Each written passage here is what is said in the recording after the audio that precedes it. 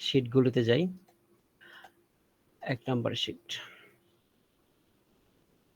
দেখেন প্রথমে যেটা আছে ডাটাবেস ম্যানেজমেন্ট সিস্টেমের সংজ্ঞা। এটা ডিবিএমএস কি অথবা ডাটাবেস ম্যানেজমেন্ট সিস্টেম কাকে বলে? এইভাবে আসতে পারে শর্ট কোয়েশ্চেন আকারে। এটা ইম্পোর্টেন্ট পয়েন্ট। তো ডাটাবেস ম্যানেজমেন্ট সিস্টেমের ভিতরে এই মূলত আমাদের এই ডাটাবেস ম্যানেজমেন্ট সিস্টেম কি জন্য প্রয়োজন হয়ে থাকে বা এটা কি?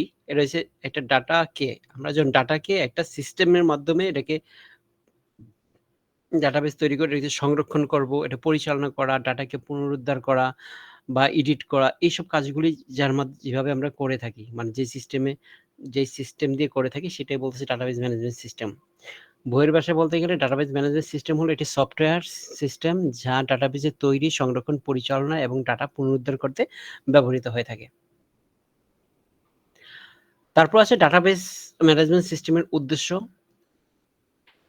এই শিটগুলি একদম সিলেবাসের মতো করে সিলেবাসে যা আছে একদম সিলেবাসের মতো করে ১, ২, ৩ করে এইভাবে ঠিক টোটাল সিলেবাসটাকে এখানে দেওয়া আছে।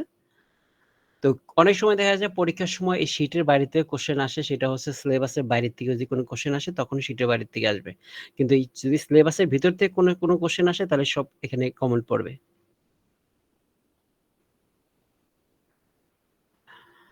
তো ডাটাবেস ম্যানেজমেন্ট সিস্টেমের উদ্দেশ্য ব্যাখ্যা করো। ডাটাবেস ম্যানেজমেন্টটা উদ্দেশ্য কেন এটা তৈরি করা হয়ে থাকে? মানে প্রয়োজন হয়ে থাকে ডাটাবেস ম্যানেজমেন্ট সিস্টেমটা কেন প্রয়োজন? তার উদ্দেশ্য কি? কেন এটা তৈরি করা হয়েছে সেটা ডাটা সংরক্ষণ ও পরিচালনা করার জন্য। মানে হচ্ছে একটা ডাটাকে আমরা সংরক্ষণ করব কোথায় এবং এটা কিভাবে সহজে এটাকে অ্যাক্সেস করতে পারি, ব্যবহার করতে পারি সেই জিনিসটার জন্য। আরেকটা জিনিস হচ্ছে ডাটা পুনরুদ্ধার করা পুনরাবৃত্তি কমানোর জন্য। মানে আমরা যখন নরমালি কোনো ডাটাকে রাখি, যেমন আ ডাটাবেস ম্যানেজমেন্ট সিস্টেম ছাড়া আমার কম্পিউটারে বা মোবাইলের ভিতরে বা এই ডিজিটাল সিস্টেমের মধ্যে যখন কোনো ডাটা রেখে থাকি অথবা এর বাইরে যখন আমরা ম্যানুয়ালি যখন আমরা কোনো ডাটা রাখি, ডাটা জিনিসটা কি? ডাটা হচ্ছে গিয়ে আপনার অডিও, ভিডিও, টেক্সট, ইমেজ এই জিনিসগুলো হচ্ছে আমাদের ডাটা। এই জিনিসগুলো কি রেখে থাকি তখন আমাদের এগুলি খুঁজে পাইতে অথবা আমরা যেভাবে চাই সবসময় ওভাবে পাই না। এলোমেলো থাকে, সময় লাগে অথবা একই ডাটা বারবার থাকতে পারে। আমার একই কম্পিউটারে একই ফাইল বারবার থাকতে পারে। তো এই জিনিসগুলি দূর করার জন্য এখানে হচ্ছে ডাটা পুনরাবৃত্তি। মানে একই জিনিস যে বারবার থাকতেছে, সেই জিনিসটা যাতে না থাকে সেটা আমরা কমাইতে পারি এই ডাটাবেস ম্যানেজমেন্ট সিস্টেমের মাধ্যমে।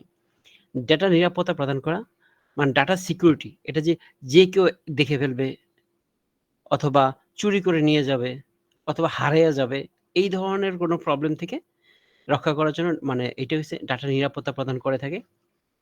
ডাটা ইন্টিগ্রিটি বজায় রাখে। মানে ডাটার নির্ভুলতা ও সঠিকতা নিশ্চিত করে থাকে। যে ডাটা যেটা আছে এটা ভুল নাই মানে 100% সঠিক ডাটা আছে। এই যাতে ভুল না হয়ে থাকে এই জিনিসটা সে নিশ্চিত করে থাকে। একাধিক ব্যবহারকারী সমর্থন। মানে একটা ডাটাবেস যাতে মাল্টি ইউজার বা অনেকগুলি লোক অ্যাক্সেস করতে পারে। সেই জিনিসটা যেন আমার ডাটাবেস প্রয়োজন হয়। ডাটা পুনরুদ্ধার। মানে কোনো কারণে যদি ডাটা যদি নষ্ট হয়ে যায় তাহলে সেটা যাতে রিকভার করার সিস্টেম থাকে। মানে ডাটাকে আমরা ব্যাকআপিং সিস্টেম থাকে সেই ব্যাকআপ থেকে আমরা যাতে ডাটাতে রিট্রাইভ করে নিয়ে আসতে পারি বা পুনরুদ্ধার করতে পারি।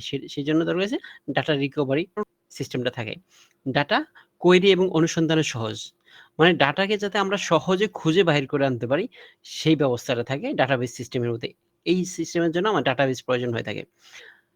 ডেটার মধ্যে সম্পর্ক স্থাপন মানে একটা ডেটার সাথে আরেকটা ডেটার যে রিলেশন, সেই রিলেশন বিল্ড আপ করতে পারি ডাটাবেস ম্যানেজমেন্টের মাধ্যমে।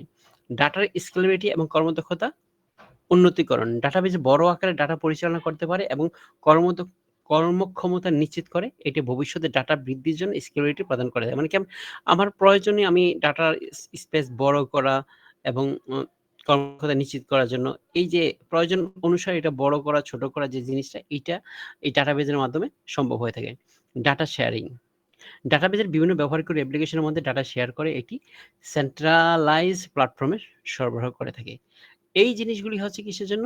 এই প্রত্যেকটা এই টোটাল ১০ টা পয়েন্ট। এই ১০ টা পয়েন্ট হচ্ছে ডাটা ম্যানেজমেন্ট সিস্টেমের উদ্দেশ্য। যদি মনে করেন আপনাদের ২ মার্ক বা ৩ মার্কের কোশ্চেনে আসলো, ৩ মার্কের কোশ্চেনে আসলে তো আপনি ডিটেইলস এই জিনিসটা পুরোটা দিবেন না। তখন আপনারা কি করবেন? শুধু পয়েন্টগুলি উল্লেখ করে দিবেন। যে ডাটাবেস ম্যানেজমেন্ট সিস্টেমের উদ্দেশ্য লিখে ডাটা সংরক্ষণ ও পরিচালনা করা, ডাটা পুনরাবৃত্তি করা, ডাটার নিরাপত্তা প্রদান করা এটা উল্লেখ করে দিবেন। আর যদি ব্রড কোয়েশ্চেন আসে তখন আমাদের কি করতে হবে? তখন আমাদের করতে হবে টোটালটা লিখে দিতে হবে। আচ্ছা। এবার আমরা আসি যে আমাদের যে ডাটাবেজের ভিতরে যে নরমাল সিস্টেমে এবং ফাইল সিস্টেম এবং ডাটাবেজ ম্যানেজমেন্ট সিস্টেমের মধ্যে পার্থক্য। এই ২ টা জিনিসের মধ্যে পার্থক্যটা কি? সেটা আমরা দেখি। তো এই যে পয়েন্টগুলো এখানে যে ৩ টা পয়েন্ট বলতেছি তিনোটাই কিন্তু ইম্পোর্টেন্ট। যে প্রচলিত ফাইল সিস্টেম এবং ডাটাবেজ ম্যানেজমেন্ট সিস্টেমের পার্থক্যের মধ্যে পার্থক্য কি? ১ম আমরা সংজ্ঞা দিয়ে বলি। এখানে একটা জিনিস দেখেন, আমি এখানে পার্থক্যের জন্য একদম 100 মানে খুব পারফেক্টলি যে পার্থক্য আছে সেটা আমি উল্লেখ করে দিছি। টোটালটা। কিন্তু আপনার যখন পরীক্ষার সময় আসবে আপনি কি পুরোটা লিখবেন? পুরোটা লেখার প্রয়োজন নেই।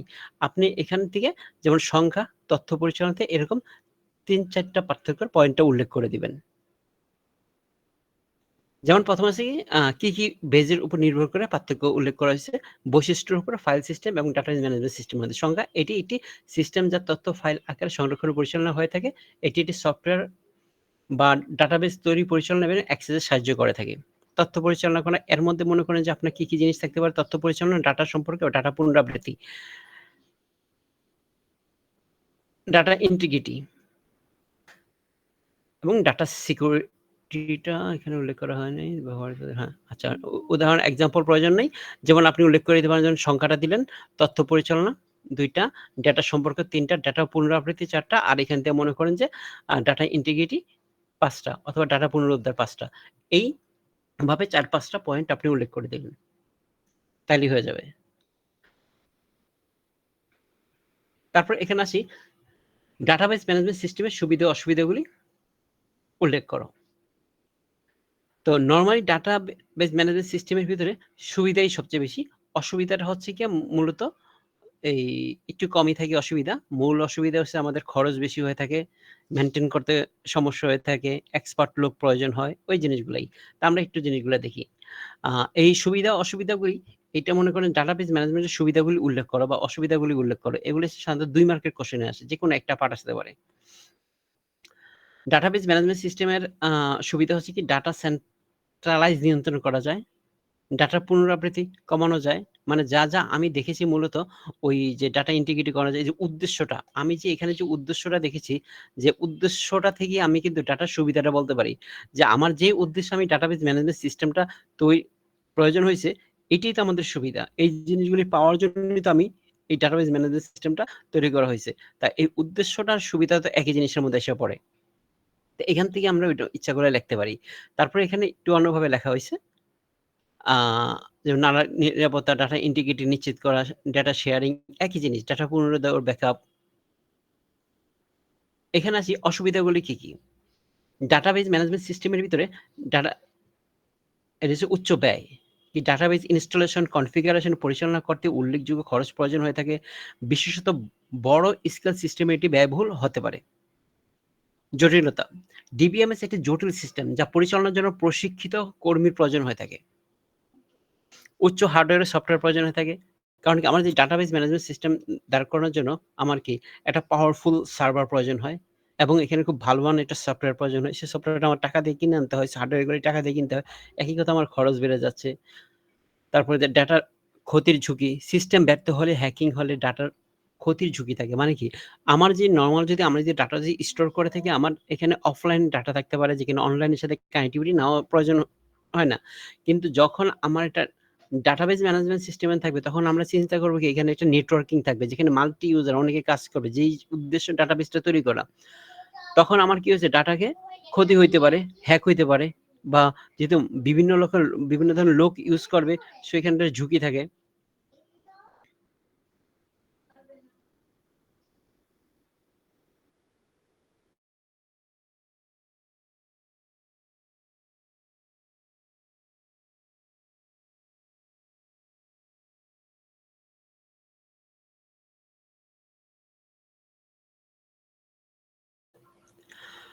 সরি।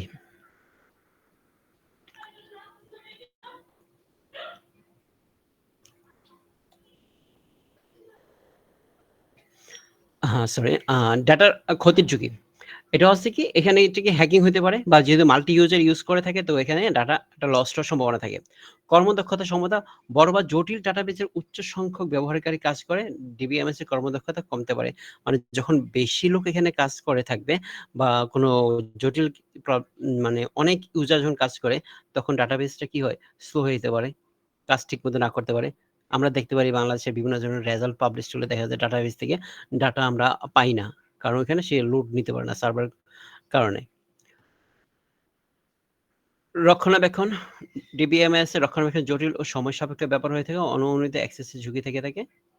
এগুলো হচ্ছে আমাদের আ অসুবিধা। তো ঘুরে মূলত একই পয়েন্ট এখানে উল্লেখযোগ্য এতগুলো পয়েন্ট যে উচ্চ ব্যয়, জটিলতা, উচ্চ হার্ডওয়্যারের প্রয়োজন হয়ে থাকে, ডাটার ঝুঁকি বেশি। এইখানে ঝুঁকি এইটার ৭ নাম্বার পয়েন্টটা প্রয়োজন হয় না। ৬ নাম্বার পর্যন্ত দিলেই চলে। কারণ এখানে ডাটার ক্ষতির ঝুঁকি আর অনিয়মিত অ্যাক্সেসের ঝুঁকি। একই কথা এখানে ক্ষতি, এটাও ক্ষতি।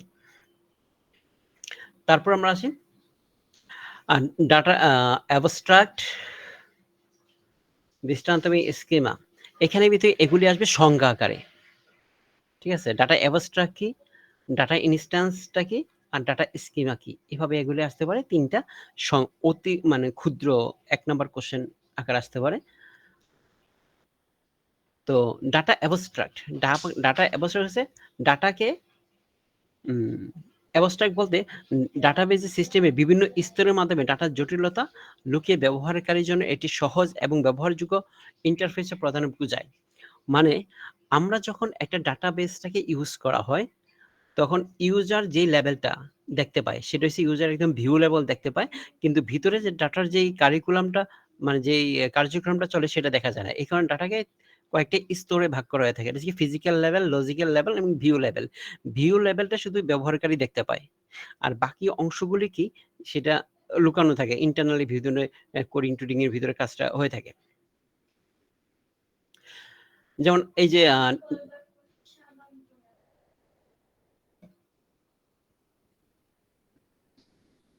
একটু ১ সেকেন্ড সরি।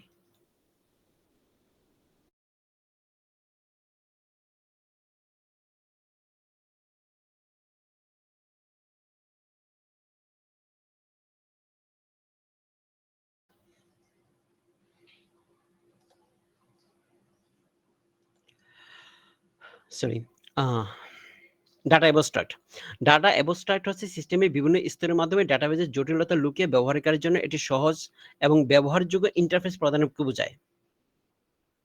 তাহলে এটাতে কি হয়েছে যখন একটা ডাটাবেজের ভিতরে যখন কি হয়েছে কয়েকটা লেভেলে বলছে এটা হচ্ছে ফিজিক্যাল স্তর থাকে, লজিক্যাল স্তর থাকে, ভিউ স্তর থাকে। তো ফিজিক্যাল স্তরে কি থাকে ডাটা কিভাবে ডাটাবেজের প্রকৃতপক্ষে সংরক্ষণ করা হয়েছে তা নির্ধারণ করা হয়ে থাকে। এখানে ডাটাবেজে কিভাবে ডাটা দেয় সেটা হচ্ছে ফিজিক্যাল লেভেল। আর লজিক্যাল লেভেলে কি থাকে ডাটার কাঠামো এবং এর সম্পর্কে বর্ণনা থাকে যা ব্যবহারকারীর জন্য গুরুত্বপূর্ণ। আর এই যে ভিউ স্তর বা ভিউ লেভেল ব্যবহারকারীর প্রয়োজনীয় ডেটা স্তরে অংশ দেখায় এবং এটি অবশিষ্ট লুকিয়ে রাখে। এখন সংজ্ঞা যখন আসে আপনার কাছে যে ডাটা অ্যাবস্ট্রাকশনটা কি? তখন আপনার কিন্তু এই ৩ টা লেভেলের ভিতরে পুরোটা লেখার দরকার নেই। আপনি এখানে লিখতে পারেন ডাটা অ্যাবস্ট্রাক্ট বলতে বাংলায় বলে বিমূর্ততা বলতে ডাটাবেজের সিস্টেমের বিভিন্ন স্তরের মাধ্যমে ডাটার জটিলতা লুকিয়ে ব্যবহারকারীর জন্য এটি সহজ এবং ব্যবহারযোগ্য ইন্টারফেস প্রদান করাকে বোঝায়। এটি ব্যবহারকারী এবং ডাটাবেজের মধ্যে একটি বিচ্ছিন্ন স্তর তৈরি করে। এতটুকু লেখে আর এর ৩ টে স্তর ফিজিক্যাল স্তর, লজিক্যাল স্তর এবং ভিউ স্তর বা ফিজিক্যাল লেভেল, লজিক্যাল এবং ভিউ লেভেল। এই এতটুকু লেখলেই চলবে সংজ্ঞা হিসেবে উল্লেখ করা হইলে। এবার আসি ডাটা ইনস্ট্যান্ট। ইনস্ট্যান্সের ভিতরে কি আছে বা দৃষ্টান্ত হলো একটি ডাটাবেজের কোনো নির্দিষ্ট সময়ের সংরক্ষিত ডাটা সেট যেটি ডাটাবেসের বর্তমান অবস্থা প্রতিফলিত হয়ে থাকে। মানে একটি ডাটাবেসে কোনো নির্দিষ্ট সময় সংরক্ষিত মানে একটা নির্দিষ্ট সময়ের ভিতরে যে আমি একটা দেখতে চাচ্ছি দেখেন নিচে এই যে ডাটাবেসের সময় নির্ভরের ডাটা বা পরিবর্তনশীল যখন ডাটাবেসে নতুন ডাটা যোগ করা হয় পুরনো ডাটা মুছে ফেলা হয় তখন ইনস্ট্যান্স পরিবর্তিত হয়। মানে কি এই মুহূর্তে আমার ডাটার কি অবস্থা সেটাকে বোঝায়। এটাকে আমরা বলতেছি ডাটা ইনস্ট্যান্স। মানে কারেন্টলি ডাটার কি অবস্থা? যেমন আমি একটা ডাটাবেস আপডেট করলাম। আপডেট করলে কি হইতেছে? যে পুরনো ডাটাটা কি হবে? চেঞ্জ হয়ে যাবে। তো নতুন ডাটা যেটা আসবে সেটা আসবে।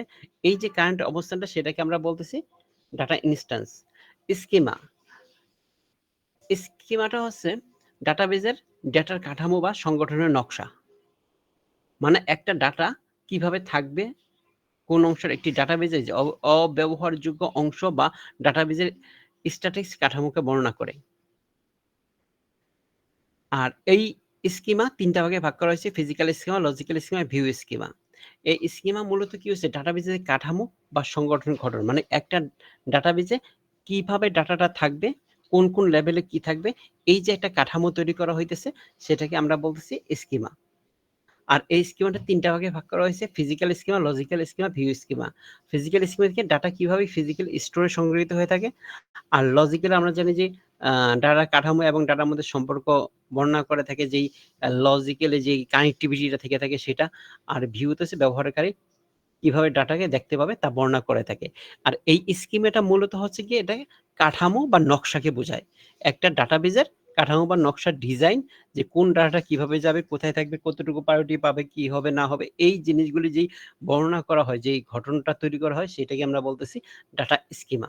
তো এক কথায় যখন ডাটা স্কিমা বলা হয়, যে ডাটা স্কিমা কি ডাটার কাঠামো এবং সংগঠনের নকশাকে বলতেছে ডাটা স্কিমা। আর এইটারও ৩ টা স্তর থাকে: ফিজিক্যাল স্কিমা, লজিক্যাল স্কিমা এবং ভিউ স্কিমা। ফিজিক্যাল স্কিমার যে ফিজিক্যালি ডিজাইনে কাজ করে, ডিজাইনের ওই অংশটা যে কাঠামো এবং সংগঠনের নকশাটা বোঝায় সেটা। লজিক্যাল ক্ষেত্রে লজিক্যাল লেভেলটা যেটা আছে, এবং ভিউর ক্ষেত্রে ভিউ কিভাবে ডাটা এই ব্যবহারকারী দেখতে পাবে সেই ডিজাইনের ভিউটা। আর এই প্রকারভেদটার ভিতরে এই ৩ টা প্রকারই ফিজিক্যাল স্কিমা, লজিক্যাল স্কিমা এবং ভিউ স্কিমার কথাই উল্লেখ করা হয়েছে।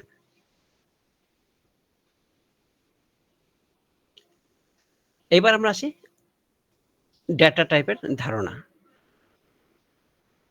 Data type. ডেটা টাইপ হলো প্রোগ্রামিং ডাটাবেজে ব্যবহৃত ডেটার ধরন বা প্রকৃতি নির্ধারণে একটি পদ্ধতি। এটি ডেটা আকার, গঠন, ডাটার উপর কি ধরনের অপারেশন করা যাবে তা নির্ধারণ করে থাকে। ডাটা টাইপের মাধ্যমে ডাটাবেজ এবং প্রোগ্রামিং নির্দেশ করে থাকে ডাটাবেজে বিভিন্ন ধরনের মান ব্যবহার করে সে মানের উপর কি, কি কার্যক্রম করা যাবে সেটা।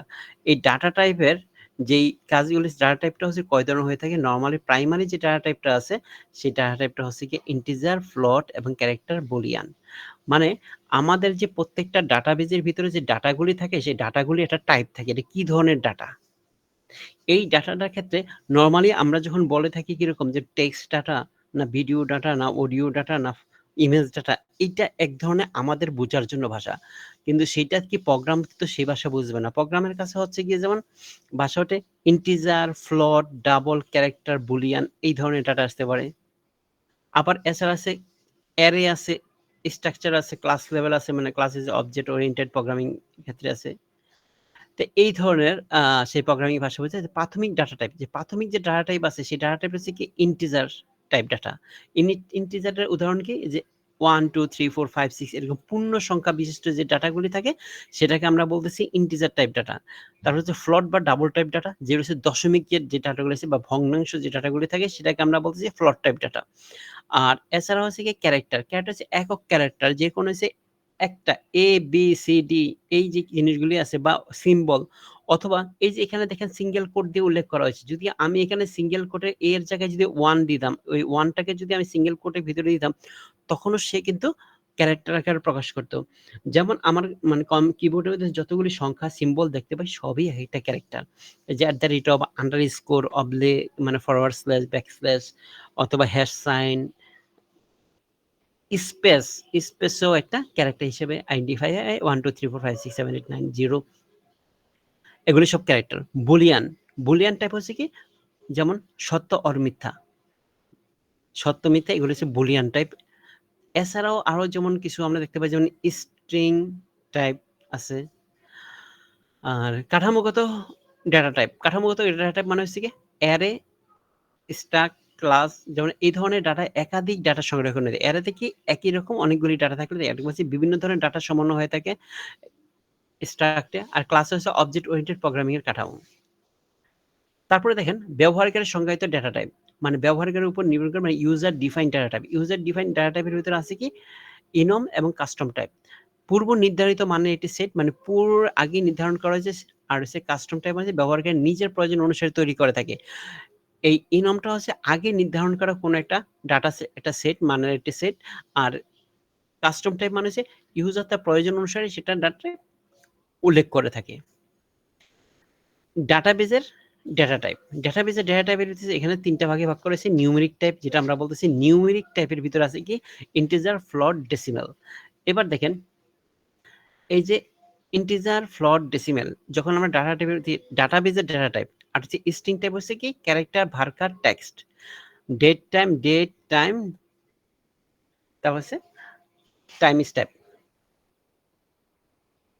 তো এগুলি হচ্ছে ডাটা টাইপের যে বিভিন্ন ডাটা টাইপ, ডাটাবেজের বিভিন্ন ডাটা টাইপ। দেখেন ডাটা টাইপ কয় ধরনের কয় ভাগে ভাগ করা হয়েছে। প্রাথমিক ডাটা টাইপ আছে, কাঠামোগত ডাটা টাইপ আছে, ব্যবহারকারী সংজ্ঞায়িত ডাটা টাইপ বা ইউজার ডিফাইন্ড ডাটা টাইপ, তারপর হচ্ছে ডাটাবেজের ডাটা টাইপ।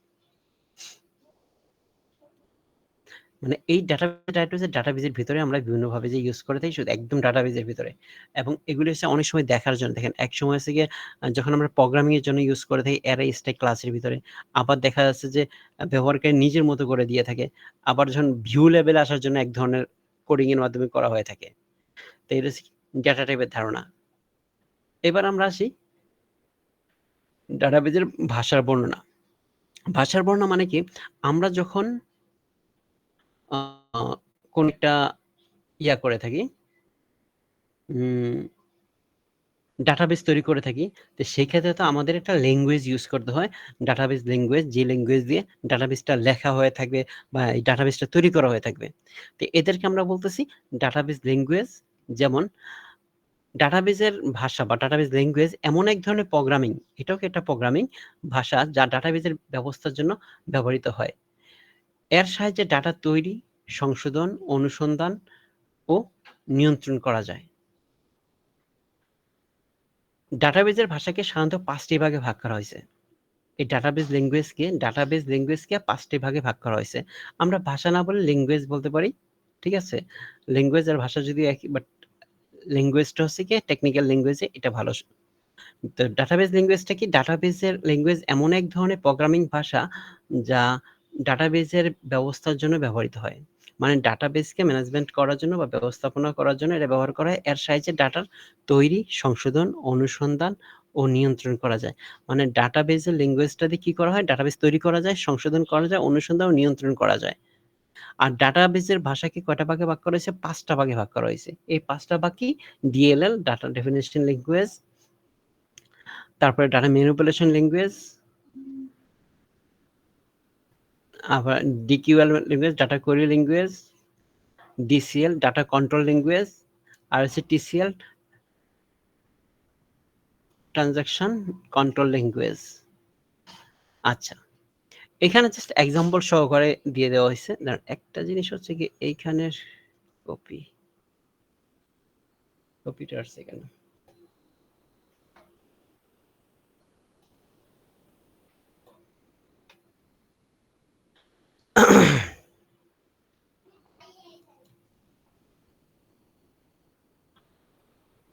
আচ্ছা, এখানে দেখেন যে ডাটা ডেফিনিশন ল্যাঙ্গুয়েজের ভিতরে একটা এক্সাম্পল দেওয়া হয়েছে। এখানে কি হয়েছে? এখানে কি জন্য এটা ব্যবহার করা হয়? টেবিল তৈরি, পরিবর্তন এবং মুছে ফেলা। এই ডিডিএলটা ইউজ করা হয় শুধুমাত্র ডাটা তৈরি করা, পরিবর্তন করা অথবা ডিলিট করার জন্য ব্যবহার করা হয়। আর এই কোডগুলি কিভাবে লেখা হয় সেটা এখানে দেওয়া হয়েছে জাস্ট এসকিউএল এর মাধ্যমে। এই এসকিউএল হচ্ছে এসকিউএল কোয়েরি ল্যাঙ্গুয়েজ। এটা হচ্ছে ডাটাবেস তৈরি, ডাটাবেজের একটা ল্যাঙ্গুয়েজ। এর মাধ্যমে দেখেন কি করা হয়? ক্রিয়েট টেবিল স্টুডেন্টের জন্য টেবিল ক্রিয়েট করো। আইডি ইন্টিজার, এটা একটা ভেরিয়েবল ডিক্লেয়ার করা হয়েছে। নেম এটা ভেরিয়েবল যার হচ্ছে কি ভার্কার, ভেরিয়েবল টাইপটা হচ্ছে ভার্কার এবং এজ ইন্টিজার। এখন দেখেন এখানে ক্রিয়েট টেবিল দিয়ে স্টুডেন্ট নামে একটি টেবিল তৈরি করা হয়। স্টুডেন্ট নামে একটা টেবিল তৈরি করা হয়েছে যে টেবিলটার নাম হচ্ছে স্টুডেন্ট এবং তার ভিতরে কয়টা থাকবে? আইডি থাকবে, নাম থাকবে এবং এজ থাকবে। আর আইডি টাইপ হবে ইন্টিজার, নেম টাইপ হবে ভার্কার এবং এজের টাইপ হবে ইন্টিজার। তো এই যে একটা টেবিল ক্রিয়েট করা হয়েছে এটা উদাহরণ এক্সাম্পল যেটা হচ্ছে কি এই যে টেবিল তৈরি করা, পরিবর্তন অথবা মুছে ফেলা তার একটা উদাহরণ এক্সাম্পল দেওয়া হয়েছে। কোডগুলি কিরকম হয় সেটা দেখার জন্য জাস্ট এখানে দেওয়া হয়েছে। যদি আপনাদের এক্সাম্পল পরীক্ষায় সাধারণত আসবে না, কিন্তু তারপর একটু দেখে দেওয়ার জন্য দেখে দেওয়া। তো আপনার এখানে হচ্ছে ডাটাবেজের ভাষার যদি বর্ণনা হয়ে থাকে সেটা হচ্ছে কি আপনি সংখ্যাটা দিলেন, দেওয়ার পরে এটা কয়টা ভাগে ভাগ করা হয়েছে? ৫টি ভাগে ভাগ করা হয়েছে। ডিএলএল যে ডাটা ডেফিনিশন ল্যাঙ্গুয়েজের কাজটা কি? টেবিল তৈরি, পরিবর্তন এবং মুছে ফেলা। এতটুকু দিলে হবে। তারপর হচ্ছে ডাটা ম্যানিপুলেশন ল্যাঙ্গুয়েজ। এখানে কি করা হয়? ম্যানিপুলেট করা হয়। ডাটাকে ম্যানিপুলেট করা হয়, ডাটা যোগ করা, পরিবর্তন এবং মুছে ফেলার কাজ করে থাকে। তো এখানে এক্সাম্পল একইভাবে দেওয়া হয়েছে এসকিউএল দিয়ে ইনসার্ট ইনটু স্টুডেন্ট, স্টুডেন্টে ইনসার্ট করা হইলো, ইনসার্ট করা হইতেছে আইডি, নেম, এজ এর মধ্যে। এরপরে ডাটা আপডেট করার জন্য এই কমান্ডটা এবং ডাটা মুছে ফেলার জন্য এই কমান্ডটা ইউজ করা হয়েছে। এখানে জাস্ট এই ডাটা ম্যানিপুলেশন ল্যাঙ্গুয়েজের ভিতরে যে কাজগুলি করে তার একটা এক্সাম্পল দিয়ে এখানে উল্লেখ করা হয়েছে। তারপর আমরা আসি data query language. Data query ল্যাঙ্গুয়েজের মধ্যে কাজটা কি? ডাটা কোয়েরি ল্যাঙ্গুয়েজের মধ্যে ডাটাকে খুঁজে বাইর করা হয়ে থাকে। কোনো একটা টেবিল বা ফর্ম কোনো একটা প্লেস থেকে ডাটাকে খুঁজে বাইর করার যে কাজটা সেটা হচ্ছে ডিকিউএল এর কাজ, ডাটা কোয়েরি ল্যাঙ্গুয়েজের কাজ। তারপরে আমরা আসি কি করেছে ডাটা কন্ট্রোল ল্যাঙ্গুয়েজ, ডিসিএল। ডাটার উপর অ্যাক্সেস ও অনুমতি নিয়ন্ত্রণ করে থাকে। মানে একটা ডাটার ভিতরে কি কোন ইউজারকে কি প্রায়োরিটি দেওয়া হবে, অ্যাক্সেস প্রায়োরিটি দেওয়া হবে সেটা। যেমন আমি একটা প্লেসের ভিতরে ডাটাবেজের ভিতরে কোন ইউজারকে কতটুকু অনুমতি দিব, সে অনুমতি প্রদান করে যে এর মাধ্যমে সেটা হয়েছে আমাদের ডাটা ডিসিএল এর কাজ বা ডাটা কোয়েরি ল্যাঙ্গুয়েজের কাজ। তারপর আমাদের আছে টিসিএল। টিসিএল হচ্ছে ডাটা কি transaction control language. Transaction control ল্যাঙ্গুয়েজটা হচ্ছে কি আমাদের টিসিএল। এখানে কি হয় ডাটাবেজের ট্রানজাকশন যেমন একাধিক কাজ একসাথে করা পরিচালনা করতে পারবে কি পারবে না সেইটাকে কন্ট্রোল করা হয় এই টিসিএল এর মাধ্যমে। আর এখানে আমি সংক্ষেপে জাস্ট উল্লেখ করে দিছি যে প্রতিটা ক্ষেত্রে কি কাজ করা হয়। ডিডিএল এর কাজ আছে ডাটা ডেফিনিশন ল্যাঙ্গুয়েজের কাজ আছে টেবিলের স্ট্রাকচার তৈরি ও পরিবর্তন করার জন্য, ডিএমএল এর কাজ আছে ডাটা যোগ ও পরিবর্তন এবং মোছার জন্য, ডিকিউএল আছে ডাটা অনুসন্ধান করার জন্য, টিসিএল রয়েছে ইউজার পারমিশন দেওয়ার জন্য, মানে সেই ইউজার কতটুকু ইউজ করতে পারে, টিসিএল রয়েছে ট্রানজাকশন নিয়ন্ত্রণ করার জন্য। যে একটা ট্রানজাকশন এক বা একাধিক একসাথে কাজ একাধিক কাজ একসাথে করতে পারবে কি পারবে না সেই ধরনের জিনিসটা হচ্ছে পরিচালনা করা বা কিভাবে ট্রানজাকশন হবে সেটাকে উল্লেখ করার জন্য। যেমন এখানে দেখেন, এখানে বুঝবেন বিগিন ট্রানজাকশন শুরু করো, update student set age is equal to 22 where ID is 2, মানে এই শর্তটা উল্লেখ করেছে। এই শর্ত অনুসারে তুমি যার আইডি 2 তার এজ এখানে 22 সেট করে দাও। কমিট স্থায়ী করে ফেলো। তারপর হচ্ছে রোল ব্যাক, আগের জায়গায় ফিরে যাও। মানে এখানে কি করতেছে, তাকে একটা আদেশ দিতেছে যে তুমি ওই জায়গায় যাও, ওই জায়গায় যায় যার ওই স্টুডেন্ট মানে ওই টেবিলে যাও, ওই টেবিলের মধ্যে যায় যে স্টুডেন্টের আইডিটা আছে 2 তার এজটা 22 সেট করে দাও। এই যে দিক নির্দেশন করে দাও, কাউকে ইনস্ট্রাকশন দাও, সেই কাজটা হচ্ছে কি আমরা বলছি টিসিএল। তাহলে এখানে আমরা কি দেখতেছি যে ডাটাবেজের ভিতরে যে ভাষা আছে 5 ধরনের ভাষা ইউজ করা হয় বা ল্যাঙ্গুয়েজ ইউজ করা হয়। তার মধ্যে কি ডিডিএল, ডিএমএল, ডিকিউএল, ডিসিএল এবং টিসিএল, এই 5 ধরনের। এর ভিতরে আমাদের সংজ্ঞা আকারে এগুলি আসার সম্ভাবনা আছে। এগুলি নরমালি আকারে কম আসবে ভাষা বর্ণনাগুলি। এখানে আমরা এই জায়গায় দেখেন ডিডিএল, ডিএমএল এবং ডাটা অভিধান মৌলিক কার্যগুলি বর্ণনা করো। ওই ডিডিএল এর কথাটি এখানে উল্লেখ করা হয়েছে। আর এখানে ভিতরে কি যেখানে একটা জিনিস হচ্ছে কার্যকারিতার বর্ণনা করা বলা হয়েছে, এই জন্য কিছু কাজের কথা উল্লেখ করা হয়েছে। যেমন এখানে কি আছে, যেমন মৌলিক কার্যকারিতা, ডিডিএল এর মৌলিক কার্যকারিতা। ডিডিএল আমরা জানি যে ডিডিএল কি কাজ করে থাকে, টেবিল তৈরি, স্ট্রাকচার তৈরি ও পরিবর্তন করে থাকে। তাইলে ক্রিয়েট নতুন টেবিল তৈরি করা, ভিউ ডাটাবেস তৈরি করা, অল্টার বিদ্যমানকে পরিবর্তন করা, ড্রপ মুছে ফেলা এবং ট্রাঙ্কেট টেবিলের সব রেকর্ড মুছে ফেলা কিন্তু কাঠামো থাকবে। ড্রপ, এই ড্রপে মানে কি টেবিলের কাঠামো সবকিছু মুছে যাবে। আর ট্রাঙ্কেটটা হচ্ছে টেবিলের তথ্য মুছে যাবে কিন্তু টেবিল থাকবে। ওইটাকে আমরা বলতেছি ট্রাঙ্কেট। তো আর এটা হচ্ছে এক্সাম্পল। তো এখন এখানে তাহলে আমরা কি বলতেছি, যদি এক্সাম্পল আসে তখন এক্সাম্পল দিতে হবে, এছাড়া এক্সাম্পল প্রয়োজন নাই। এক্সাম্পলে দেখেন কি করে, ক্রিয়েট টেবিল স্টুডেন্ট, এটা টেবিল তৈরি করলো যেখানে হচ্ছে আইডি, ইন্টিজার, নেম, ভার্কার এবং এই ভেরিয়েবল দিয়ে ক্রিয়েট করা হলো। Alter table student add gender varchar 10, মানে এই টেবিলের মধ্যে কি তৈরি করতে বলছে, জেন্ডার, জেন্ডার নামে একটা ভার্কার একটা এলিমেন্ট ইউজ করতে বলছে। ড্রপ টেবিল স্টুডেন্ট, এই স্টুডেন্ট নামে যে টেবিলটা আছে এটাকে মুছে ফেলো। তৈরি করলো, তৈরি করার পর এটার সাথে আবার কি করলো, জেন্ডার নামে এটা অ্যাড করে দিল। আর টেবিলের ভিতরে জেন্ডার অ্যাড করলো, জেন্ডার অ্যাড করার পর তারপর বললো যে পুরো টেবিলটি মুছে ফেলো। মানে জাস্ট এক্সাম্পল এখানে দেওয়া হয়েছে। আর এখানে তাহলে আমাদের কি আছে, ক্রিয়েট, অল্টার, ড্রপ এবং ট্রাঙ্কেট এই করে কাজ সে করে থাকে। ক্রিয়েট মানে তৈরি করা, অল্টার মানে পরিবর্তন করা, ড্রপ মানে সবকিছু মুছে ফেলা, ট্রাঙ্কেট মানে কাঠামো থাকবে, শুধু ভিতরে ডাটা মুছবে। তারপর হচ্ছে ডিএমএল। ডিএমএল এর কাজ আমরা জানি কি? এখানে থেকে দেখি আগেরটা থেকেই। ডিএমএল এর কাজ হচ্ছে ডাটা যোগ করা, পরিবর্তন এবং মুছে ফেলা।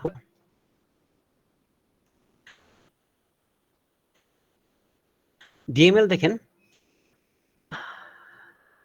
ইনসার্ট নতুন ডাটা যোগ করার জন্য, আপডেট বিদ্যমান ডাটা পরিবর্তন করা, এবং ডিলিট নির্দিষ্ট ডাটা মুছে ফেলা। নির্দিষ্ট ডাটা মুছে ফেলা, সব না।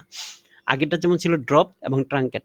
ড্রপ মানে হচ্ছে টেবিল যা আছে সব মুছে ফেলা, পুরো টেবিল ধরে মুছে ফেলা। আর ট্রাঙ্কেট মানে টেবিল থাকবে, ভিতরে এলিমেন্ট মুছবে। ইনসার্ট ইনটু স্টুডেন্ট, স্টুডেন্ট থাকবে যার আইডি, নেম এবং এজ, এটা থাকবে। এর ভ্যালু হবে এই যে ভ্যালু দিচ্ছে, ইনসার্ট করতেছে দেখেন। ইনসার্ট ইনটু স্টুডেন্ট, যেখানে হচ্ছে আইডি, নেম, এজ, ভ্যালু 1, রহিম 2, 20। মানে এই আইডি হবে 1, তার ভ্যালু দিচ্ছে, নেম হচ্ছে রহিম, আর এজ হচ্ছে 20। এটাকে ইনসার্ট করলো একটা টেবিলের মধ্যে, এই ডাটাটা। তাহলে আমাদের কাজ কি? ইনসার্ট করলো। Update student, set age 21, where ID 1। তাহলে আপডেট করতে বলছে স্টুডেন্ট, স্টুডেন্ট এই টেবিলটাকে আপডেট করতে বলছে। সেট এজ মানে এজ সেট করো 21, যেখানে আইডি হচ্ছে 1, যার আইডি 1 তার এখানে এজটা 21 সেট করে দিল। Delete from student where ID 1, মানে এখান থেকে এই যে যার আইডি 1 সেই স্টুডেন্টটাকে ডিলিট করে দাও, মানে রহিম দেশে ডিলিট করে দিচ্ছে। তাহলে এই ডিলিট হচ্ছে, আপডেট হচ্ছে এবং ইনসার্ট হচ্ছে, তার এটা একদম স্পষ্ট এক্সাম্পল পুরোটা। এবার আমরা আসি ডাটা ডিকশনারি। ডিকশনারি বলতে আমরা কি বুঝি? এই যে যেটা বাংলাতে বলছি অভিধান, বাংলা ডিকশনারি, ইংলিশ ডিকশনারি, এই ডিকশনারিগুলির নাম শুনে যাচ্ছি। ডিকশনারিতে মূলত কি থেকে থাকে? এখানে বিভিন্ন ডাটা, যেমন আমাদের বাংলা ডিকশনারিতে কি থাকে? বাংলা বিভিন্ন শব্দ ভান্ডার থাকে, এগুলি সংরক্ষণ করা হয় ডিকশনারিতে। ইংরেজি ডিকশনারিতে ইংরেজি ভাষাগুলিকে, ইংরেজি যে ওয়ার্ডগুলি সেগুলিকে সংরক্ষণ করা থাকে। একইভাবে ডেটা ডিকশনারি হচ্ছে গিয়ে একটি বিশেষ ডাটাবেজ বা ফাইল, যেখানে ডাটাবেজের কাঠামো, মেটা ডাটা সংরক্ষণ থাকে। এই স্বয়ংক্রিয় ডাটাবেজের সিস্টেমের দ্বারা রক্ষণাবেক্ষণ করা হয়ে থাকে। মানে এখানে কি? ডাটাবেজ সম্পর্কে বিভিন্ন ইনফরমেশন এখানে সংরক্ষণ করা হয়ে থাকে, সেটাকে আমরা বলতেছি ডাটা ডিকশনারি। মানে আর এখানের ভিতরে মূলত কি থাকতেছে? ডাটা টাইপ, ডাটা ধরন, ডাটা কাঠামো, ডাটা সেটারিংটা কিরকম আছে, এটা কিভাবে কাজ করতেছে এবং এটার কাঠামোটা কি, এটার মেটা ডাটাগুলি কি, এই জিনিসগুলো এখানে সংরক্ষণ হয়ে থাকে। যেমন দেখেন এখানে মৌলিক কার্যাবলী কি? টেবিল, কলাম, ডাটা টাইপ সংরক্ষণ, কোন টেবিলে কি কি কলাম আছে তার ধারণা কি? এই যে ক্রমিক নাম্বার, ইউজার, এই যে উপরে থেকে জাস্ট 1, 2, 3, 4 এই ছকগুলি চলে আসছে। কার্যগুলো আছে ইউজার পারমিশন রক্ষণ, কে কি অ্যাক্সেস করতে পারবে তার সংরক্ষণ, ইন্ডেক্সের ভিউ রিলেশন সংরক্ষণ, ডাটা সম্পর্ক, ইন্ডেক্সের তথ্য সংরক্ষণ করা, ডাটা নিরাপত্তা ও নিয়ন্ত্রণ মানে এই জিনিসটা টোটাল ডাটাবেসটা সম্পর্কে যেসব ডাটা ইনফরমেশনগুলো এগুলি সে সংরক্ষণ করে থাকে। ডাটাবেসটা কিরকম সেটা সম্পর্কে, সেটাকে আমরা বলতেছি ডাটা ডিকশনারি। এইবার আমরা আসি বিভিন্ন ধরনের ডাটাবেস সিস্টেমের ব্যবহারকারী বর্ণনা। মানে ইউজার, একটা ডাটাবেস যারা ইউজ করবে, যারা ব্যবহার করবে তাদের সম্পর্কে। একটা ডাটাবেস যারা ব্যবহার করে থাকবে তাদের সম্পর্কে বলা। তো ডাটাবেসটা কারা ব্যবহার করে থাকে? ডাটাবেসটা 1 নম্বরে সে ব্যবহার করে থাকে কি? Database administrator, application programmer, end user, system analyst, আর হচ্ছে ডাটাবেস ডিজাইনার, অপারেশন স্টাফ। এবার আসেন শুরু থেকে। ডাটাবেস অ্যাডমিনিস্ট্রেটর হচ্ছে কি? সে হচ্ছে সর্বোচ্চ ক্ষমতার অধিকারী একটা ডাটাবেজের। সে সবকিছু করতে পারে, তার ক্ষমতা থাকে। যেমন ডাটাবেস তৈরি, পরিচালনা, রক্ষণাবেক্ষণ করা, ডাটাবেজে তার কাজগুলি কি? কাজের ভূমিকা কি? ডাটাবেজের নিরাপত্তা, অনুমতি ও ব্যবহারকারীর অ্যাক্সেস নিয়ন্ত্রণ করা, ডাটাবেজের সিস্টেম কার্যকারিতা করা, ডাটা সুরক্ষা নিশ্চিত করা, তার ব্যাকআপ এবং রিকভারি সিস্টেম পরিচালনা করা, নতুন ব্যবহারকারী তৈরি এবং তাদের অ্যাক্সেস নির্ধারণ করা, ডাটাবেজের অপটিমাইজেশন এবং সমস্যার সমাধান করা। এটা হচ্ছে ডাটাবেস অ্যাডমিনিস্ট্রেটরের কাজ। সে হচ্ছে মূল অ্যাডমিনিস্ট্রেটর। আর অ্যাপ্লিকেশন প্রোগ্রামারের কাজটা কি? তার কাজের ভূমিকাটা কি? ডাটাবেস ব্যবহার করে অ্যাপ্লিকেশন বা সফটওয়্যার তৈরি করা। এই ডাটাবেসটা ব্যবহার করে সে অ্যাপ্লিকেশন এবং সফটওয়্যার তৈরি করবে। ডাটার উপর নির্ধারিত লজিক ও ফাংশন তৈরি করে থাকে। ডাটাবেজের সঙ্গে সংযোগকারী কোড লেখা হয়ে থাকে। তাহলে SQL কোয়েরি এবং অন্যান্য ভাষা ব্যবহার করে ডাটা ম্যানিপুলেশন করা হয়ে থাকে। ব্যবহারকারীর প্রয়োজন অনুযায়ী ডাটা বিশ্লেষণের রিপোর্ট তৈরি করে থাকে। তাহলে অ্যাপ্লিকেশন প্রোগ্রামার কি করে? এই ডাটাবেসটা যেটা আছে সেই ডাটার উপর বেস করে অ্যাপ্লিকেশনের সফটওয়্যার তৈরি করে এবং ডাটার উপর নির্ধারিত লজিক ও ফাংশন তৈরি করা হয়ে থাকে এবং এগুলি কি করে সে এই অ্যাডমিনিস্ট্রেটরের কাছ থেকে ডাটাবেজের হেল্প করে থাকে এবং ইউজারের কাছে তার রিকোয়ারমেন্ট নেয়। রিকোয়ারমেন্ট সেই অনুসারে সে সফটওয়্যার প্রোগ্রাম তৈরি করে থাকে এবং সেই অনুসারে সে কোয়েরি সাজায় থাকে। SQL কোয়েরি এবং অন্যান্য ভাষা ব্যবহার করে ডাটাকে ম্যানিপুলেশন করে থাকে। ব্যবহারকারীর প্রয়োজন অনুযায়ী ডাটাকে বিশ্লেষণ ও রিপোর্ট তৈরি করে থাকে। যাতে ইউজার সহজে সেই রিপোর্টগুলো নিতে পারে। আর ইউজারের কাজে ডাটাবেজের উপর সরাসরি কার্যক্রম পরিচালনা করে এবং ডাটাবেজের অনুসন্ধান, সংশোধন, রিপোর্ট দেখায়। মানে তার কাছে দেখা ব্যবহারকারীর ধরন, ব্যবহারকারী কয়জন হয়ে থাকে, ক্যাজুয়াল ব্যবহারকারী হয়ে থাকে, পাওয়ার ব্যবহারকারী হয়ে থাকে। ক্যাজুয়াল ব্যবহারকারী মাঝে মধ্যে ডাটাকে অ্যাক্সেস করে থাকে এবং সাথে মানে সে কি ক্যাজুয়ালি কাজ করে দেন। ক্যাজুয়াল ব্যবহারকারী কিরকম হয়? একটা অফিসের এমডি বা ঊর্ধ্বতন কর্মকর্তা সে হচ্ছে ক্যাজুয়াল ব্যবহারকারী। সে মন চাইলে একবার ঢুকলো অথবা খুব প্রয়োজন হলে সে একটু দেখলো। আর পাওয়ার ব্যবহারকারী হচ্ছে সে জটিল গভীর বিশ্লেষণে কাজ করে থাকে এবং ডাটা অ্যানালিস্ট মানে যে ডাটা অ্যানালিস্ট সে হচ্ছে পাওয়ার ব্যবহারকারী। সে খুব গভীরভাবে পুরা জিনিসটাকে অ্যানালাইসিস করে সেটা ব্যবহার করে থাকে। সিস্টেম অ্যানালিস্ট কাজের ভূমিকা ডাটাবেজের সিস্টেমের নকশা বাস্তবায়ন প্রক্রিয়া তত্ত্বাবধান করে থাকে। ডাটাবেজের কাঠামো অ্যাপ্লিকেশনের মাধ্যমে সেতু বন্ধন রচনা করে থাকে। ডাটাবেজের বিশ্লেষণ এবং ব্যবহারকারীর প্রয়োজন অনুযায়ী সিস্টেম উন্নয়ন করে থাকে এবং সিস্টেমের কার্যকারিতা মূল্যায়ন ও সমস্যার সমাধান করে থাকে। মানে এই যে অ্যানালিস্ট হচ্ছে কি মূলত এটার যেই অ্যানালিস্ট যত ভালো হবে, ডাটা অ্যানালিস্ট বা সিস্টেম অ্যানালিস্ট যত ভালো পারফর্ম করতে পারবে, তার গুণগত মানে ওই জিনিসের গুণগত মান সবকিছু ভালো হয়ে থাকে। কারণ হচ্ছে সেই সব যত দোষ ত্রুটি আছে, যত কিছু আছে সবকিছু সে তৈরি করবে। মানে ডাটাবেসের সাথে অ্যাপ্লিকেশন যে সেতু বন্ধনটা তত স্ট্রং করতে পারবে এবং ডিজাইনিংটা তত পারফেক্ট হবে এবং সেটা ইউজার এটা ইউজ করে সবচেয়ে বেশি মজা পাবে। কারণ হচ্ছে সেই সবকিছু এখানে কোথায় কোন ত্রুটি আছে যা কিছু আছে সেই সবকিছু মূল্যায়ন করবে। ডাটাবেজের ডিজাইনারটা কি করে? মূলত ডাটাবেসটা ডিজাইন করে থাকবে। লজিক্যাল এন্ড ফিজিক্যাল নকশা ডিজাইন করে থাকে, টেবিলের রিলেশনশিপ এবং ডাটা স্ট্রাকচার সংজ্ঞায়িত করে থাকবে, ডাটাবেসের মডেল তৈরি করে থাকবে যেটাকে বলে ডায়াগ্রাম ডাটাবেসের ধারাবাহিকতা ও অখণ্ডতা নিশ্চিত করে থাকবে, মানে ইন্টিগ্রিটি নিশ্চিত করে থাকবে। অপারেশনাল স্টাফ যে হচ্ছে গিয়ে কাজের ভূমিকা ডাটাবেসের নিয়মিত রক্ষণাবেক্ষণ দৈনন্দিন কাজ পরিচালনা যে হয়েছে যাদেরকে আমরা বলি যে কম্পিউটার অপারেটর বলতে পারি বা সফটওয়্যার ইউজার, জাস্ট একদম ইন্ড ইউজার যাকে বলা যায়, সেই হচ্ছে কি অপারেশনাল স্টাফ। ডাটাবেজের নিয়মিত রক্ষণাবেক্ষণ ও দৈনিক কাজ পরিচালনা করে থাকে, ডাটা এন্ট্রি ও আপডেট করে থাকে, ডাটা নির্ভরতা যাচাই করে ডাটাবেজের কার্যক্রমের লগ সংরক্ষণ করে থাকে, সে হচ্ছে অপারেশনাল স্টাফের কাজ। তাহলে এখানে একটা ডাটাবেজের ভিতরে যারা ইউজার, কি কি ধরনের ইউজার থাকে? ডাটাবেজ অ্যাডমিনিস্ট্রেটর যাকে সংক্ষেপে ডিবিএ বলা হয়, তার হচ্ছে application programmer, ইন্ড user, system analyst, data designer এবং অপারেশনাল স্টাফ। আর এদের এখানে জাস্ট ব্যবহারকারী ধরুন এগুলি পরীক্ষার মধ্যে কখনো নিচের এগুলি দেওয়ার প্রয়োজন নাই। আপনাদের আসতে পারে যেরকম নির্দিষ্টভাবে নরমালি নিচের গুলি চাইতে সবচেয়ে বেশি ইম্পর্টেন্ট হচ্ছে গিয়ে data administrator, database administrator, application programmer, system analyst. এই ৩টা হচ্ছে এবং ডাটা ডিজাইনার বলতে পারেন, ডাটাবেজ ডিজাইনার। এই ৪টার পয়েন্ট হচ্ছে গিয়ে একটু ইম্পর্টেন্ট। ব্যবহারকারী ধরন মানে এর হচ্ছে সংক্ষেপে নিজে জানার জন্য এখানে দেওয়া। এটা আপনার ইম্পর্টেন্ট না, পরীক্ষার জন্য ইম্পর্টেন্ট না। এটা মানে পরীক্ষার জন্য না, এটা জাস্ট এভাবে দেওয়া দরকার নেই, জাস্ট দেখার জন্য যে সবগুলি একসাথে উল্লেখ করা হয়েছে সহজে কোনটার কি কাজ, মানে কোন ইউজারের কি কাজ সেটা।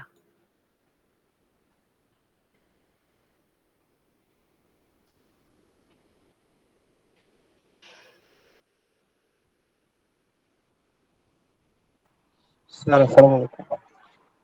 ওয়ালাইকুম আসসালাম। স্যার আব্দুর রহমান। হ্যাঁ, কেমন আছেন আপনারা?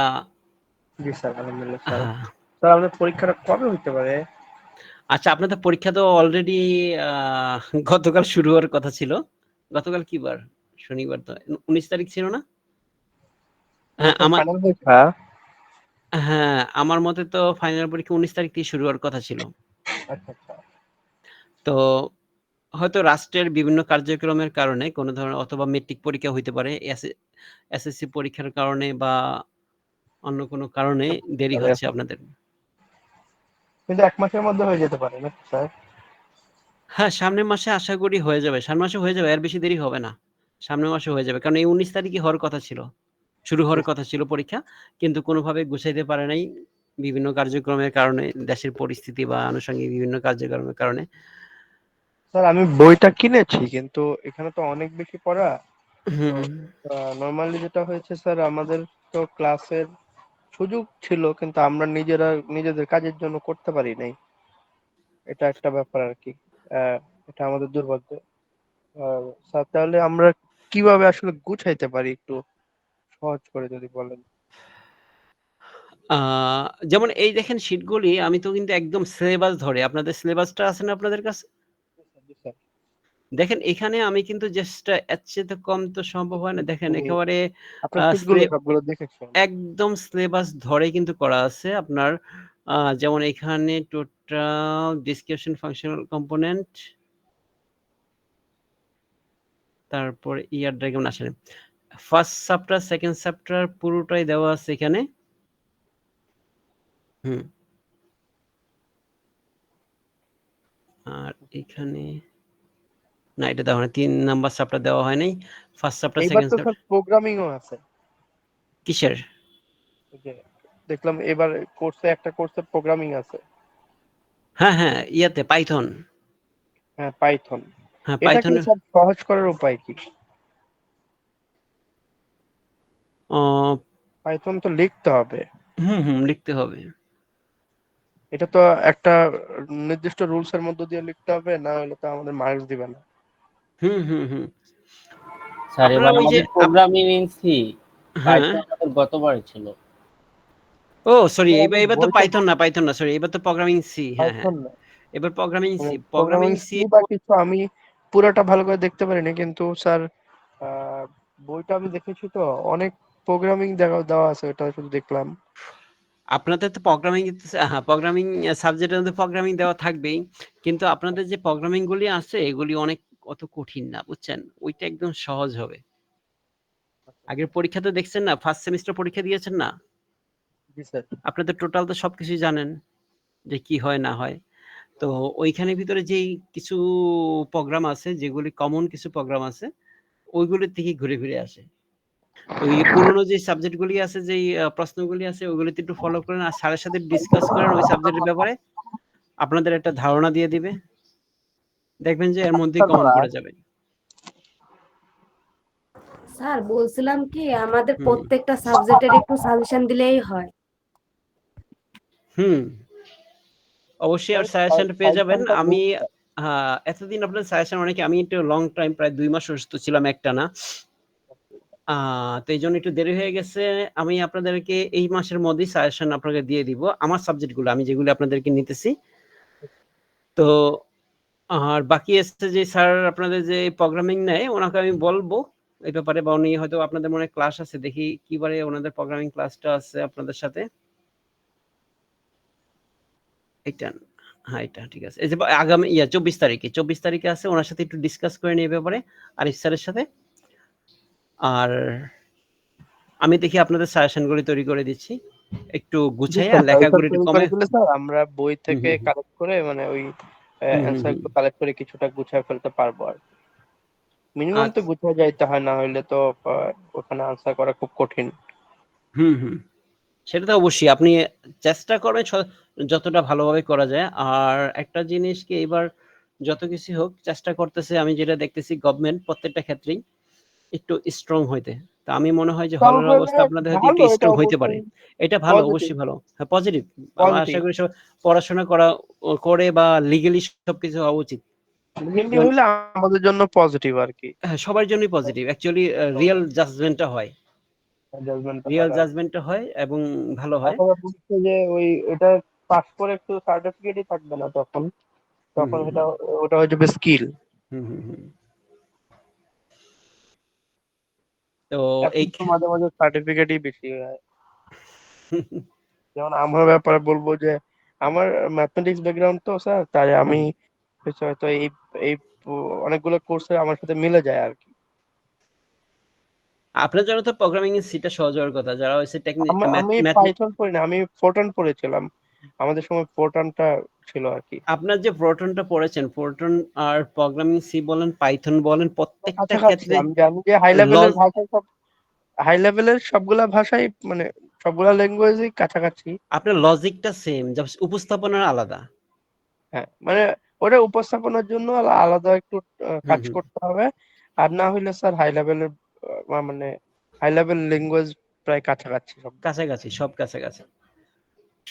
তো ওদের ইয়ে থিংকিং কাছাকাছি, হুম, হুম। বা একটু উপস্থাপনার জন্য আলাদা কিছু রুলস অ্যাপ্লাই করা লাগে আর কি। তো আমার ম্যাথমেটিক্স ব্যাকগ্রাউন্ড থাকার কারণে আমি এগুলো জানি কিছুটা, মানে আমার সাথে মিলে যায় আর কি। হুম, হুম। স্বাভাবিক। তো এখানে আমি চেষ্টা করতেছি আপনাদেরকে, আজকে তো কি বার? আজকে তো রবিবার। এই সপ্তাহের মধ্যে আশা করি আপনাদের ২ টা সিলেবাস সাজেশন দেওয়ার চেষ্টা করব ২ টা ইনশাল্লাহ ওই সাবজেক্টের। যে আপনার ক্লাসগুলো খুব মনোযোগ দিয়ে শুনতেছিলাম, বেশ আমি খুব ইয়ে হচ্ছিল যে টোটালটা ইয়ে আছে স্যার, গোছানো আছে। হ্যাঁ, গুছানো আছে। এখানে গুছায় আমি চেষ্টা করি গুছিয়ে দেওয়ার জন্য। তো একটা জিনিস এখানে যেটা হচ্ছে, আপনার দাঁড়ান আমি একটু সিলেবাসটা একটু দেখি। এরপর নেক্সট এ যেটা আছে ডিজিটাল সিস্টেম। ডিজিটাল সিস্টেমের সিলেবাসটা কিন্তু বেশ বড়। তো ডিজিটাল সিস্টেমেরটা একটু আপনাদের একটু মনোযোগ দিয়ে নেক্সট ক্লাসটা একটু থাকেন একটু সামনের দিকে। আজকে তো যেমন ডাটাবেজ ম্যানেজমেন্ট সিস্টেমের মোটামুটি ৫ টা ক্লাসই আমাদের নেওয়া শেষ। মানে ৫ টা ক্লাস টোটাল সিলেবাসটি শেষ করে দেওয়া হইছে। পুরোটাই আপনি হ্যাঁ, কারণ সময় কম ছিল তো। হাতে তো হাতে বলেছেন। হ্যাঁ, ওইটা হচ্ছে রিভিশন করে করে জাস্ট করে দিই। আমি চিন্তা করতেছি নেক্সট যদি ক্লাসটা পাই, একটা ক্লাস, তাহলে ডাটাবেজ ম্যানেজমেন্ট সিস্টেমের ভিতরে এর ভিতরে আমি সিলেবাসটা তৈরি করে শুধু সিলেবাসের উপরে আমি, মানে সরি সিলেবাস না, সাজেশন তৈরি করে সেই সাজেশনের উপরে আরেকটা ক্লাস নিয়ে টোটালটা খুব শেষ ভালো করে দিব। হবে যে পুরোটার আর উপর একটা রিভিশন ক্লাস দিলে রিভিশন আছে। আমরা ওই আমাদের একটু মাথা থাকবে আর কি ব্যাপারটা, হ্যাঁ, ওইটা পুরাটা বুঝতে একটা পারবো ইনশাল্লাহ। হ্যাঁ, নেক্সট ক্লাসটা সাজেশনের উপরে হবে। আর ডিজিটাল সিস্টেম যেটা আছে এটাতে একটু করেন থাকেন, কারণ ডিজিটাল সিস্টেমের সিলেবাস শেষ হয়নি। এটা মোটামুটি বড় সিলেবাস। হ্যাঁ, স্যার ওই একটু বলি যে স্যার সিলেবাসটা সত্যি বলতে আমার কাছে নাই। সিলেবাস আর নাই? আচ্ছা, আমি আপনাকে রিচ করতে পারবো কিভাবে? আমি কি ফোন নাম্বারটা নিয়ে নিব না? মানে এই অফিস থেকে আপনার ফোন নাম্বারটা হ্যাঁ, নিতে পারেন, সমস্যা নেই। স্যার আপনাকে হোয়াটসঅ্যাপে পাওয়া যাবে তো? হ্যাঁ, হোয়াটসঅ্যাপে পাওয়া যাবে। আমি আমি তাহলে একটু আপনাকে রিচ করতে চাই, তাহলে আপনাকে আপনাকে আপনি যদি আমাকে একটু আপনি করেন। আমাকে শুনুন, আপনি টেক্সট দিয়ে জি স্যার। ১ম এ হোয়াটসঅ্যাপে টেক্সট দিয়ে আপনার সম্পর্কে একটু বলেন। তারপরে যদি আপনি কলে বা টেক্সটে কথা বলে সমস্যা নাই। কারণ অনেক মেসেজ আসে তো, আসলে অনেক কলও আসে। আমি জানি, সবসময় আমি এই রিসিভ করা ফিল্ডে হয় কাজ না। করি স্যার। হুম, হুম, আমি তো এই ফিল্ডে কাজ করি, আমি জানি স্যার এটা হুম, হুম। আমার সাথে মিলে যাবে কিছুটা। আমি টিচিং এর কাজ করি, তো এটা অনেক বেশি ইয়ে আছে, পরিচয়টা পাইলে সুবিধা আর কি স্যার, আমি হুম, ওটা হুম, হুম। মেনটেন করবো অবশ্যই। হুম, হুম, হুম, হুম। আর এখানে হচ্ছে গিয়ে আচ্ছা, এই সাবজেক্টগুলো এগুলোতে আছে, আমরা দেখব। আচ্ছা, জি স্যার, তাহলে তাহলে দেখা হবে ইনশাআল্লাহ নেক্সট ২৪ তারিখে। জি স্যার, জি স্যার, ক্লাসে কথা হবে। তাহলে আসসালামু আলাইকুম। ইনশাআল্লাহ সবাই ভালো থাকবেন। আর সিলেবাস স্যার এই স্লাইডটা কি আমরা আবার পেতে পারি হোয়াটসঅ্যাপ গ্রুপে? কোনটা? যে যে স্লাইডটা আজকে দিলেন, মানে আমার মনে হয় এটা আছে হোয়াটসঅ্যাপ গ্রুপে, ভিডিওটা নাকি ইয়াটা? ইয়েটা শিট? স্লাইডটা। হ্যাঁ, হ্যাঁ, শিটটা দিয়ে দেব, শিট আমি ক্লাসের সাথে দিয়ে দিই। জি স্যার, এখনই আমি দিয়ে দিব। দেখেছি আপনি দিয়েছেন সবগুলাই, আমি দেখেছি ওগুলো সব। হুম, জি হুম। স্যার, এটাও তো থ্যাংক মানে ইউ। কিছু আপনি ওই আপনার প্রতিটা যতবারই দিন না কেন, প্রতিবারই কিছু না কিছু হালকা পাতলা চেঞ্জ হলেও আপনি